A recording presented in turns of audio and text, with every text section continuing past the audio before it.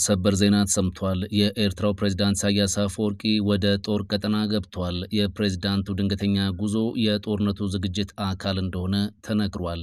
በኢትዮጵያና በኤርትራ መካከል ድርድር መጀመሩ ተሰምቷል። የፈረንሳዩ ፕሬዝዳንት ኢማኑኤል ማክሮን በአብይና በፕሬዝዳንት ኢሳያስ መሃል ገብቷል። ከሰሞኑ ከአብይና ከፊልድ ማርሻሉ ጋር የመከሩት የፈረንሳይ ጦር አዛዥ ኢትዮጵያ የባህር በር ይገባታል ብለዋል።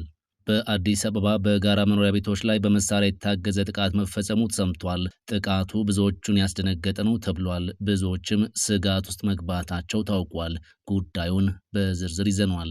አስነዋሪ ተግባር ላይ ተገኝተዋል የተባሉ 4000 የሃይማኖት ተቋማት መዘጋታቸው ታውቋል። የፈጸሙት አስነዋሪ ተግባርም ታውቋል። በዘገባችን ተይዟል። በአማራ ክልል በርካቶችን ያስደነገጠና ያስቆጣ ድርጊትም ተፈጽሟል። ጉዳዩ ምንድን ነው? በዘገባችን ተካቷል። ይህ ኢትዮ ፕላስ ነው። ኢትዮ ፕላስን ሰብስክራይብ፣ በቪዲዮዎቹን ደግሞ ላይክ እና ሼር በማድረግ ጥቂት ደቂቃዎችን ከኛ ጋር እንድትቆዩ እንጋብዛችኋለን። የሩዋንዳው ፕሬዝዳንት ፖል ካጋሜ እውነተኛ እምነትን ከማስፋፋት ይልቅ የሀገሪቱን ዜጎች እየበዘበዙ ናቸው ሲሉ በሀገሪቱ ውስጥ በፍጥነት እየተስፋፋ የመጡ አብያተ ክርስቲያናትን ወቀሱም። ዜጎች በሃይማኖት ሽፋን ለብዝበዛ መዳረጋቸውን አብዝተው በመናገር የሚታወቁት የሩዋንዳው ፕሬዝዳንት ፖል ካጋሜ በሀገሪቱ በከፍተኛ ፍጥነት እየተስፋፋ መጥቷል ያሏቸውን አብያተ ክርስቲያናት በሰላ ቃላት ተችቷል። ካጋሜ ሐሙስ ዕለት ለጋዜጠኞች በሰጡት መግለጫ አብያተ ክርስቲያናት እንደ ጦር ነትና ስራ አጥነት ያሉ ዓለም አቀፍ ችግሮችን ከመፍታት ረገድ የተጫወቱት ሚና ውስን መሆኑን ተናግሯል። አንዳንዶች እውነተኛ እምነትንና ልማትን ከማበረታታት ይልቅ ተጋላጭ ዜጎችን ይበዘብዛሉ ሲሉ አብያተ ክርስቲያናትን በንግግራቸው አስጠንቅቋል።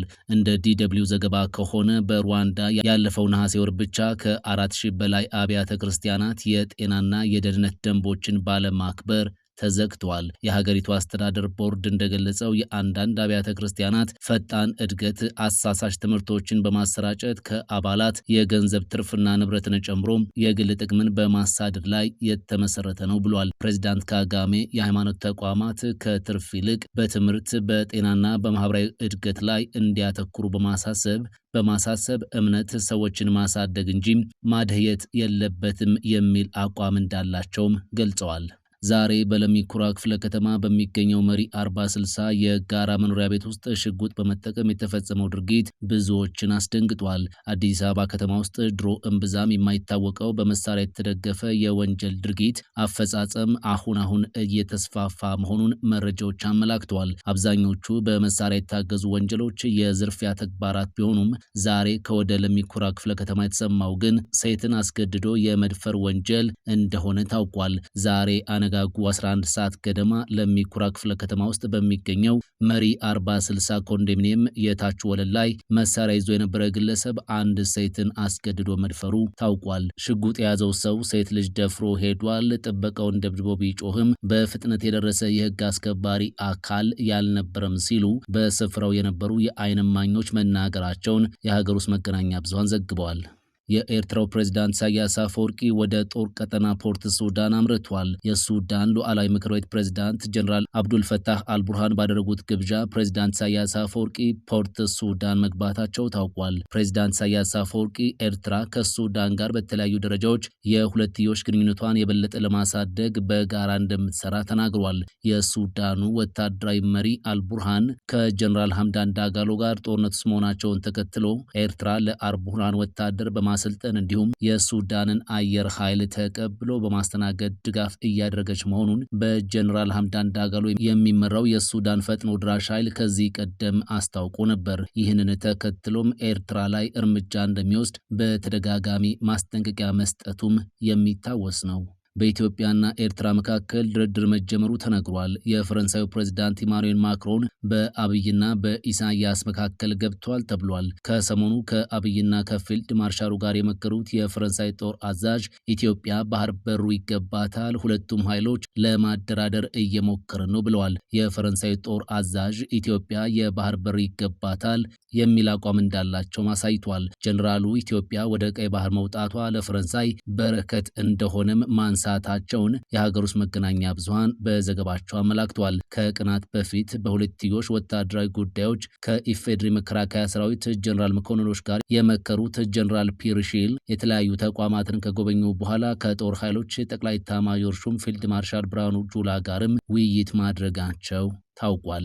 ኢትዮጵያ የባህር በር በሰላማዊ መንገድ ለማግኘት ያላትን ፍላጎት እንዴት ይመለከታሉ በሚል ከመከላከያ ሚዲያ ጋዜጠኞች ለተነሳላቸው ጥያቄ ምላሽ የሰጡት ጦር አዛዡ ኢትዮጵያ በጣም ትልቅ ሀገር ናት፣ በጣም ትልቅ የኢኮኖሚ ኃይልና ሕዝብም አላት። ስለዚህ ኢትዮጵያ የምትፈልጋቸውን እቃዎች መላክና ማስገባት እንድትችል ኢትዮጵያ የዓለም አቀፍ የንግድ መስመሮች አካል መሆን አለባት ብለዋል። አክለውም እንደምታውቁት ፈረንሳይ መጥፎ ሀገር አይደለችም። ይህ እንዲሳካ ፈረንሳይ የሰላም ድርድሩን እየደገፈች ነው። የተባበሩት መንግስታትን ጨምሮ ብዙ ድርጅቶችንም በሐሳቡ እየደገፈች ነው በማለት መልሰዋል። ከኢትዮጵያ ጋር የተካሄደው ወታደራዊ ትብብር ዋነኛ ዓላማ ምንድን ነው በሚል ለተነሳላቸው ጥያቄም እኔ የፈረንሳይ ሰራዊት መሪ ነኝ። በጣም ትልቅና ጠንካራ ከሆነው ከኢትዮጵያ ሰራዊት ጋር ያለንን ትብብር ለማሻሻል አዲስ አበባ በመገኘቴ በጣም ኮርቻለሁ ብለዋል። ስለዚህ ትብብራችን በዋናነት የወታደራዊ ቁሳቁስ ድጋፍ፣ የሰላም ማስከበር ስራዎች፣ የፈንጅ አወጋገር ተግባራት ላይ እንዲሁም በሰው ኃይል ስልጠናና በሌሎችም እንደሆነ አንስተዋል። ጀነራል ፒር ኢትዮጵያ የቀጠናውን ደህንነት ለማስጠበቅ ዋነኛ ተዋናይ መሆኗን አንስተው የቀጠናው ደህንነት ሁኔታ እየተባባሰ በመሆኑ የኢትዮጵያ ተሳትፎ እጅግ አስፈላጊ መሆኑንና እንደ ፈረንሳይ ሰራዊት ተወካይ የኢትዮጵያን ሰራዊት እንደሚደግፉም ገልጿል። የኢትዮጵያን ሰራዊት ተሳትፎ በማድነቅ ኢትዮጵያ በጣም ትልቅ ሀገር ናት፣ በጣም ጠንካራና ትልቅ ሰራዊትም አላት። ከዚህ ሰራዊት ብዙ የምንማረው ነገር አለ ሲሉም ተናግሯል። ከሰሞኑ በአዲስ አበባ የሚገኘው የኢፌዴሪ መከላከያ ሰራዊት ዋናው መምሪያም የዓለም ሀያላንን ጨምሮ የተለያዩ ሀገራትን የጦር መሪዎችን በማስተናገድ አሳልፈዋል።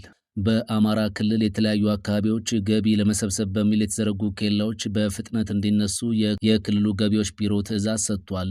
ይህንን ትዕዛዝ ተላልፎ በተገኘ ማንኛውም የመንግስት አካል ላይ የጸጥታ ኃይሎች ለሚወስዱት እርምጃ ቢሮው ኃላፊነት የማይወስድ መሆኑንም አያይዞ ገልጿል። ቢሮው ይህንን ያሳወቀው በክልሉ የዞንና የከተማ አስተዳደር ስር ላሉ የገቢዎች መምሪያዎች ከሰሞኑ በጻፈው ደብዳቤ ነው። መስሪያ ቤቱ ትዕዛዙን ለመምሪያዎቹ ያስተላለፈው የአማራ ክልል የኢኮኖሚ እንቅስቃሴዎች ገጥተዋል የተባሉ ኬላዎች እንዲነሱ ከክልሉ ሰላምና ጸጥታ ቢሮ ደብዳቤ ከተጻፈለት ከአንድ ሳምንት ገደማ በኋላ እንደሆነም ታውቋል።